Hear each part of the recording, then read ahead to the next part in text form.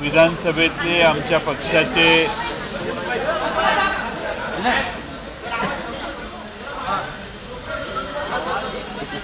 विधानसभेतील आमच्या पक्षाचे काही आमदार आणि विधान परिषदेतील काही आमदार हे सर्व एकत्रित उपमुख्यमंत्री अजितदादा पवार आणि प्रफुल्ल पटेल यांच्या समवेत पवार साहेबांना आज भेटले। त्यांनी येऊन पवार साहेबांचे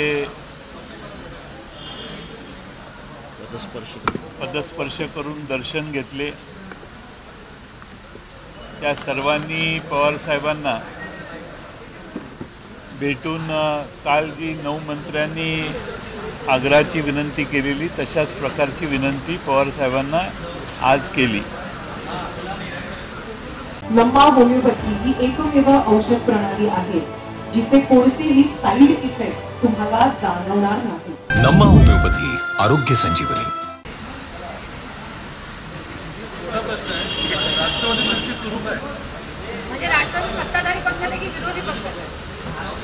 राष्ट्रवादी काँग्रेस पक्ष विरोधी पक्षात आहे। आम्ही आज सर्व पवार साहेबांच्या राष्ट्रवादी काँग्रेस पक्षात असणारे आमचे सर्व आमदार हे विरोधी पक्षातच आज बसलेले आहेत। आमच्यातल्या 9 सदस्यांनी सरकारमध्ये शपथ घेतलेली आहे, हेही खरं आहे। परंतु राष्ट्रवादी काँग्रेस पक्षाची आजची जर बैठकीची व्यवस्था बघितली तर ते सर्व विखुरलेल्या पद्धतीने आणि विरोधी पक्षाच्या बाजूला बसलेले आहेत।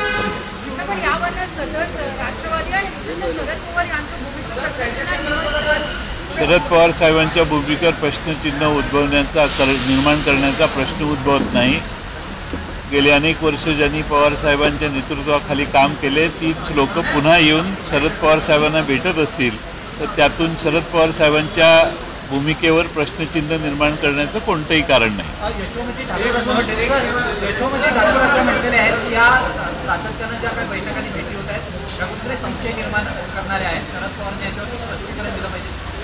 असं आहे की राष्ट्रवादी काँग्रेस पक्षात अनेक वर्ष ज्यांनी काम केलेलं आहे त्या सर्वच जण हे पवार साहेबांनी निर्माण केलेल्या राष्ट्रवादीचं एक मोठं कुटुंब आहे। त्यातल्या काही लोकांनी वेगळी कृती केलेली आहे, पण तीच लोक आज पवार साहेबांना येऊन कालही भेटले, आजही त्यातली काही लोक भेटले आणि मार्ग यातून काढा, काहीतरी मार्ग दाखवा, मार्ग काढा अशी पवार साहेबांना त्यांनी विनंती केली। याबद्दल इतर कोणी अस्वस्थ होण्याची काही आवश्यकता आहे असं मला वाटत नाही। पवार साहेब हे देशातले एक अनुभवी नेते आहेत। त्यांच्याकडे जाऊन त्यांनी आज विनंती केली आणि यातून काही निर्माण झालेल्या परिस्थितीतून मार्ग काढा असे पुन्हा एकदा आग्रहाने सांगितले।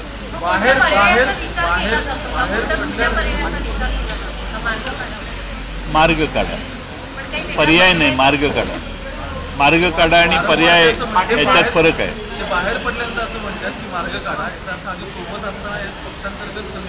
निर्माण झालेली परिस्थिती जी आहे त्यातून मार्ग काढा असं त्यांचं पवार साहेबांना आग्रहाने त्यांनी विनंती केली माझ्यासमोर।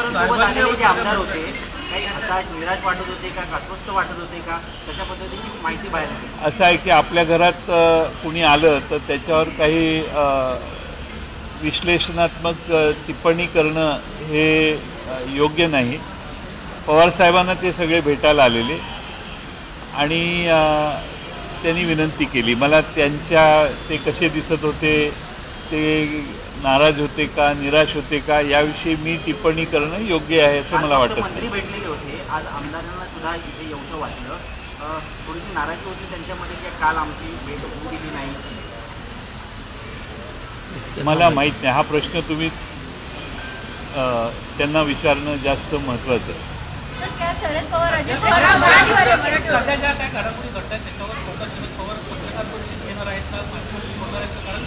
असं आहे की पवार साहेबांनी आपली भूमिका येवल्याला जाऊन स्पष्ट केलेली आहे। वारंवार त्याच विषयात बोलणं योग्य आहे असं नाही. त्यांना जे वेगळ्या पद्धतीनं मागच्या काळात 10-15 दिवसात वागलेले आहेत ते येऊन त्यांना भेटत आहेत आणि ते त्यांना विनंती करत आहेत. ही परिस्थिती आज आहे. त्या प्रत्येक भेटीच्या नंतर शरद पवार साहेबांनी स्पष्टीकरण दिलं पाहिजे असं मला वाटत नाही आणि त्याची आवश्यकताही नाही. एक संभ्रम कुठेतरी निर्माण होतो की पवार साहेबांच्या आशीर्वादाचा खेळ सुरू आहे. पवार साहेब भेटतात ह्याचा अर्थ पवार साहेबांची संमती आहे, आमच्या बाजूनेच ते येणार असं ते चित्र निर्माण केलं जाते. त्याला इथून कुणीही वर गेलं तरी पवार साहेब प्रत्येकाला भेटतात. त्यामुळं कालही तसंच झालं. आजही पवार साहेबांनी मी घरी राज्यपाल महोदयांना भेटून मी घरी गेलेलो.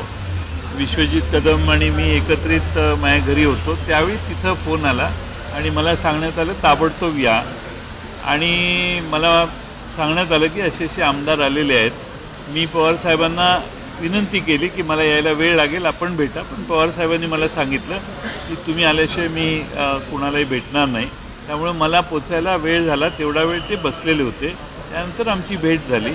पवार साहेबांच्या भूमिकेबद्दल आपल्याला शंका घेण्याची काही आवश्यकता आहे असं नाही. पण इथं आलेल्या प्रत्येकाला तुम्ही वर गेला कॅमेराशिवाय तर तुम्हालाही भेटू शकतात. हा तुम्हालाही अनुभव आहे. त्यामुळं आमच्या पक्षात येणाऱ्या प्रत्येकाचं स्वागत करणं, त्यांचा सन्मान ठेवणं, त्यांच्याशी बोलणं, चर्चा करणं. शेवटी राजकारणात संवाद कधी बंद करायचा नसतो आणि येऊन जर कोणी बोलत असेल तर तो संवाद हा थांबवणं हे आवश्यक आहे असं मला वाटत नाही. जर ते आले तर परतही बोलतील ते, त्याला काय. हां,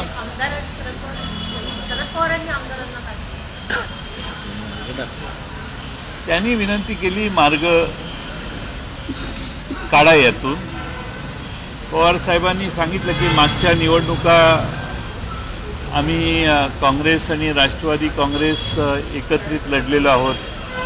2.5 वर्षाचं महाविकास आघाडीचं सरकार आपण स्थापन केलेलं होतं आणि अनेक ठिकाणी आपली भूमिका वारंवार आपण लोकांच्या समोर जाऊन स्पष्ट केलेली आहे. त्यामुळे आता याच्या पलीकडे मार्ग कोणता काढायचा, तुम्ही काही मार्ग असेल तर सुचवा, अशीच त्यांनी भूमिका दाखवली.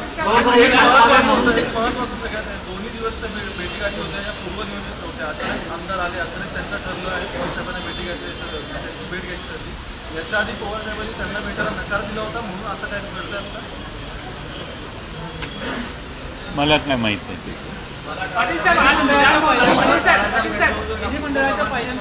हां,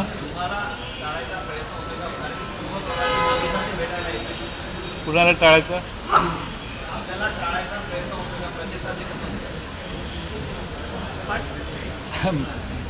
प्रश्न माझा नाही आहे, प्रश्न त्यांचा आहे. ते पवार साहेबांना येऊन भेटणे हा प्रश्न आहे. टाळण्याचा विषयच नाही आहे याच्यात कुठं. त्यांच्याही बाजूने नाही, याही बाजूने नाही.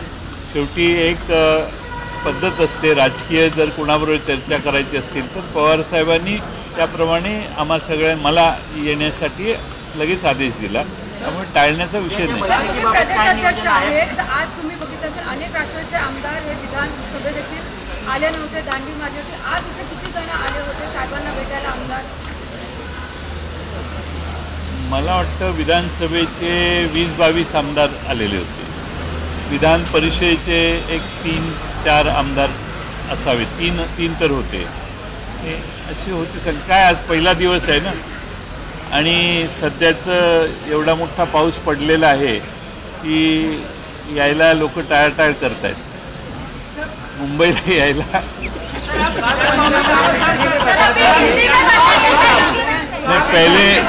पहले मराठी में बाद में हिंदी में. आज विधिमंडळाच्या पायऱ्यांवर राष्ट्रवादी काँग्रेस पार्टीचे आमदार काँग्रेसची विरोधी नाराजी व्यक्त केली. चर्चा सुरू झाली की आपलं काही काँग्रेसच्या नेत्यांसोबत बोलणं झालं होतं आणि उद्या सर्व राष्ट्रवादीचे आमदार त्यांचे विधान भवनाच्या पायऱ्यावर आंदोलन करताना पाहिजे. तर याला तुम्ही पायऱ्यावरचे आपले आमदार आज विधान भवनाच्या आंदोलनामध्ये किंवा सहभागी झालेले दिसले नाही. विधान परिषदेचे विरोधी पक्षनेते श्री दानवे यांच्या घरी यांच्या ऑफिसमध्ये काल बैठक झाली. त्या बैठकीतून इथल्या बैठकीसाठी मला आणि जितेंद्र आव्हाड साहेबांना बोलवण्यात आलं आम्ही इथं आल्यामुळं काल आज काय करायचं याच्याविषयी झालेल्या चर्चेत आम्ही उपस्थित राहू शकलो नाही. आज सकाळी 10 वाजता मी वर आमच्या पक्षाच्या कार्यालयात सर्व आमदारांना बोलवलेलं होतं. सर्व आमदार 10:30पर्यंत आले आणि त्यांच्याबरोबर चर्चा विचार विनिमय करताना आमच्या हे लक्षात आलं नाही की खाली आंदोलन सुरू झालेलं आहे. ज्यावेळी लक्षात आलं आम्ही खाली आलो त्यावेळी श्रीयुत नाना पटोले, अंबादास दानवे हे छत्रपती शिवाजी महाराजांच्या पुतळ्याला हार अर्पण करत होते. त्या ठिकाणी त्यांच्यावर जाऊन मी हार अर्पण केला. त्यामुळं मी त्यांच्याबरोबर आहे. राष्ट्रवादी काँग्रेस पक्ष हा विरोधी पक्षाबरोबर आहे. विधिमंडळातली भूमिका देखील आमची बहिर्गमन करताना त्यांच्याबरोबर होती. त्यामुळं आपण जर तो सिक्वेन्स बघितला असता तर आपल्या मनात हा प्रश्न आला नसता. उद्या सकाळी देखील 10:30 आपण पायऱ्यावर भेटू. सर हिंदी में कर ले सर आज अभी मराठी खत्म पूरी हो गई क्या? बाद में मराठी चालू नहीं कर सकते एक बार हिंदी चालू होने के बाद. वो क्या है आपको विरोधी पक्षाची उद्या बैठक आहे. हा प्रश्न पुन्हा पुन्हा विचारला जातोय. आज पवारसाहेब काय नाही गेले, पवारसाहेब सरच विरोधी पक्षात आहेत का? आणि हे सततच्या या भेटीमुळे कुठेतरी महाविकास आघाडी राज्यात कमजोर होते म्हणजे संभ्रम. असं आहे की कोण कोणाला भेटले यामुळे अजून कोणीतरी कमजोर होतो ही कल्पनाच चुकीची आहे. लोकशाहीत सर्वांना सर्वांशी संवाद साधण्याची आपण मुभा दिली पाहिजे. शेवटी संवादाने काही चांगल्या गोष्टी होऊ शकतात. संवाद बंद केल्यामुळं नुकसानच होतं. त्यामुळे संवाद चालू ठेवणं हे आवश्यक असतं. कुणी येऊन भेटत असेल, काही सूचना करत असतील तर मला असं वाटतं की तो संवाद चालू ठेवणं आवश्यक आहे. पण जे म्हटले की पवार साहेबांचं वय झालंय त्यांनी घरी बसावं, त्यांच्याशी संवाद साधून काय अपेक्षित आहे? मला असं वाटतं की आपण थोडासा उलटा विचार करणं आवश्यक आहे. असं म्हणणारी सगळीच पवार साहेबांना येऊन त्यांचा आशीर्वाद घ्यायला येतात. याच्यात बरंच काही आहे नाही का? सर आज अजीत पवार आए थे अपने विधायकों के साथ पवार साहब से मिलने, उनका आने का प्रयोजन क्या था और पवार साहब उनको क्या लिखते? नहीं, पवार साहब से वो मिलने को आए थे, यहाँ पे मिले. कल उनके सारे मंत्री जिन्होंने शपथ ली है सरकार में उनके साथ पवार साहब को मिलने को आए थे. कल भी उन्होंने वही मांग की जो आप सारे विधायकों के तरफ से हुई कि जो भी परिस्थिति निर्माण हुई है पार्टी में और विधिमंडल में उसमें से कुछ न कुछ रास्ता दिखाने की मार्गदर्शन करने की आवश्यकता है. इसलिए उन्होंने पवार साहब का आज दर्शन लिया और पवार साहब को विनती की कि ये सारी सिचुएशन में से रास्ता दिखाइए. उनकी तरफ से बार बार यही कहा जा रहा है कि दोनों एक पवार साहब के आशीर्वाद दें, इनके साथ आ जाए. क्या पवार साहब ने कोई आश्वासन दिया है? देखो हमारी पार्टी हम सब एक ही है. विधिमंडल में ऑन रिकॉर्ड हम सारे इकट्ठा है. हमारे पार्टी में से जो 9 लोग शपथ लिए हैं उन्होंने कुछ पार्टी के खिलाफ एक कदम उठाया है. बाकी सारे विधायक जो है वो आज भी राष्ट्रवादी के हैं, ऐसे ही कहलाते हैं. उन्होंने कोई दूसरा गुट निर्माण नहीं किया है ऐसे वो भी कहते हैं. और इसीलिए वो सारे लोग आज पवार साहब को आके उन्होंने कहा कि जो भी परिस्थिति अब निर्माण हुई है उसमें से रास्ता दिखाइए. मुझे लगता है इसमें कोई गलत नहीं है. और पार्टी के लिए हमारी पार्टी के सारे विधायकों को आके पवार साहब को मिलने कहा कि ये सारे लोग 10-10, 15-15 साल कुछ 2 टर्म 3 टर्म एमएलए रह चुके हैं. वो सारे पवार साहब को आके मिले और उनके क्षेत्र के लोग भी पवार साहब को पहचानते हैं, जानते हैं, मानते हैं. और इसीलिए मुझे लगता है कि उन्होंने आके पवार साहब से मिलना और उनको रास्ता दिखाने की मांग करना ठीक है. अभी रास्ता पवार साहब ने भी उनको कहा कि अब रास्ता आप ही बताइए क्या निकालना है. जैसे आपने कहा कि पवार साहब के मार्गदर्शन लेने के लिए सारे एनसीपी के विधायक जो है वो हमेशा आते हैं, लेकिन कल जो है वो एनडीए की बैठक है जिसमें अजित पवार खुद वहाँ पर जाने वाले हैं एनडीए की बैठक में. तो क्या इस बारे में कुछ सलाह मसलत होगी आज के बैठक में? नहीं, उसके बारे में कुछ चर्चा नहीं. क्या शरद पवार अजित पवार को काम करेंगे? पाटिल साहब सवाल ये है कि क्या पार्टी विपक्ष में है, पक्ष में है, सरकार में है या विपक्ष में है? आपको क्या लगता है? हम विपक्ष में बैठे हैं. मैं पार्टी का विधायक हूँ पार्टी का गठनेता हूँ, पार्टी का अध्यक्ष हूँ, मैं विपक्ष में बैठा हूँ और विपक्ष के साथ हम बैठे हैं। पृथ्वीराज चौहान साहब के बाजू में मेरी जगह है और हमारे अनिल देशमुख जी और सब हम साथ में बैठे हैं। मुझे लगता है उससे आपको समझ में आना चाहिए हम कहाँ हैं। सर, क्या शरद पवार अजित पवार को माफ करेंगे?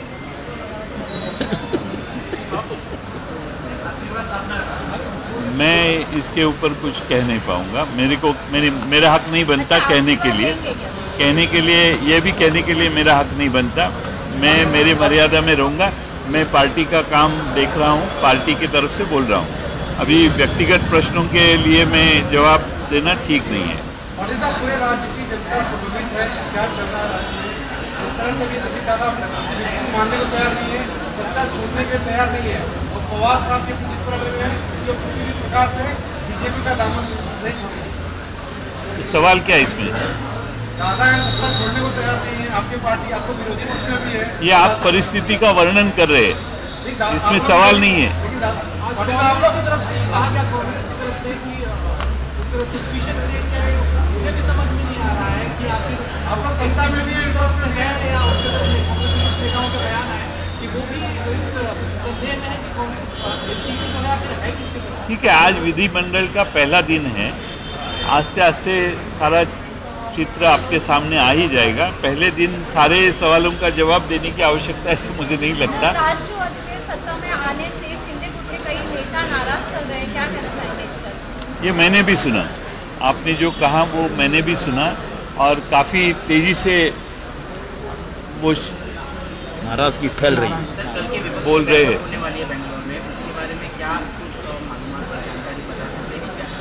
हमारे साहब राष्ट्रीय प्रवक्ता है, तो राष्ट्रीय स्तर के ऊपर के सवाल जो है आप इनसे पूछिए सिद्दीकी साहब से। अजीत पवार वो एनडीए की बैठक में शामिल होंगे, दूसरी तरफ शरद पवार साहब वो अपोजिशन की बैठक में शामिल होंगे। पार्टी के कार्यकर्ताओं में असमंजस की स्थिति है कि आखिर जाए तो जाए कहाँ।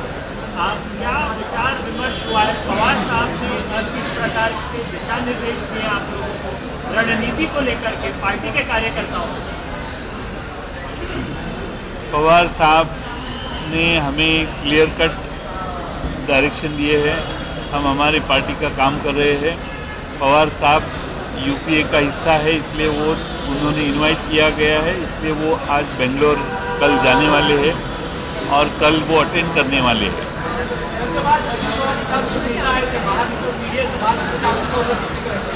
जो मांगे जो बातें उन्होंने पवार साहब से कही है उसको लेकर कुछ पॉजिटिव है, ऐसा उनका बॉडी लैंग्वेज ऐसा मीटिंग में कुछ हुआ कि उन्होंने बोला।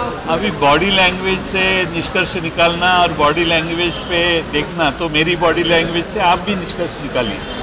आज में एक खबर ऐसी चली कि एनसीपी ने प्रोटेस्ट को बॉयकॉट किया, तो एक किस रीते आपको लेकर जैन पार्टी प्रोटेस्ट में शामिल नहीं हुए? बॉयकॉट में हम थे ना।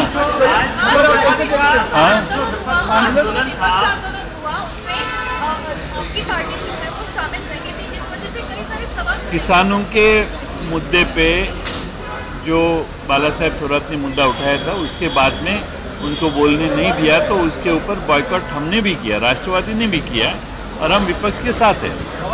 लेकिन आंदोलन में आज शामिल नहीं हुए। आंदोलन में शादी में नहीं हुए, शामिल नहीं हुए, क्योंकि हमारी ऊपर राष्ट्रवादी के जो हमारे विधानसभा और विधान परिषद के सदस्य हैं, उनकी मीटिंग चौथे माले पे चल रही थी।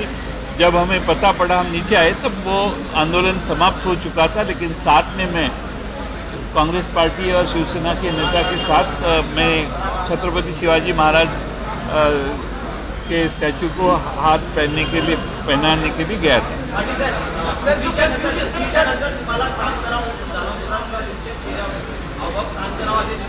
कोणाच्या कधी कधी कधी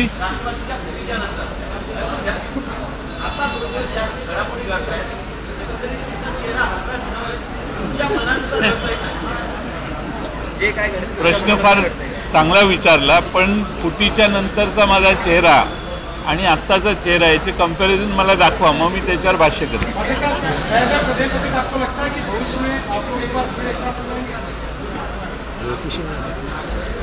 ऐसा है कि मैं कोई ज्योतिष के भूमिका में नहीं हूँ। आज की जो परिस्थिति है वो एक्सेप्ट पॉलिटिक्स में करनी पड़ती है। आज की वस्तुस्थिति के साथ जो परिस्थिति आपको मालूम है वही मुझे मालूम है, वही वस्तुस्थिति है। अभी आगे जाके क्या होगा इसके ऊपर आज कहना ठीक नहीं है। आपने 9 लोगों की सदस्यता रद्द करने के लिए पार्टी की तरफ से कहा गया, वही 9 लोग रोज आके मिल रहे हैं पक्ष प्रमुख के साथ, तो कंफ्यूजन स्थिति है। नेताओं में भी कार्यकर्ताओं में भी उनकी सदस्यता रद्द करने की बात करते हैं और रोजाना उनके साथ मुलाकात मीटिंग भी होती है। उन्होंने हमारी मान्यता के सिवाय उधर जाके स्वेरिंग इन सेरेमनी में हिस्सा हुए, मंत्री हो गए, जिसको राष्ट्रवादी कांग्रेस पार्टी की अनुमति नहीं है। इसलिए हमने जो भी आवश्यक प्रोसीजर थी, कार्रवाई थी, वो कर दी है। अब वही लोग शाम को आके मिलते हैं पवार साहब को, तो मिलना तो आके मिलते हैं तो क्यों मिल रहे हैं? वो तो विनती करने को आ रहे हैं साहब को। मुझे लगता है इसमें कोई हर्ज नहीं है। आपकी बात तो मैंने बोला ना शुरू में, आपकी बात ऐसी सह्याद्रीची उंची म्हणजे